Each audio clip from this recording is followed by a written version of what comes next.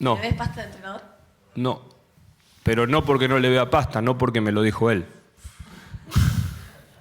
¿Se entiende lo que dije, no? Yo pensaba igual que vos, pero él me dijo que no. Por lo menos ahora. Barcelona sigue su vida y tiene que buscar un reemplazante, pero que permanentemente va a estar en la cabeza de todo el mundo porque ha dejado una huella imborrable, ¿no?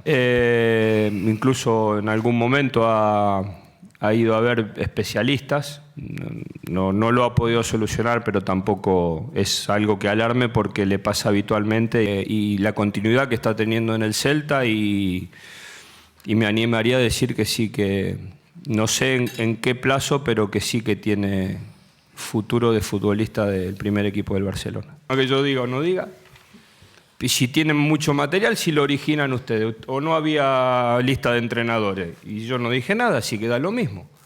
¿Por qué yo tengo que garantizarle a ustedes?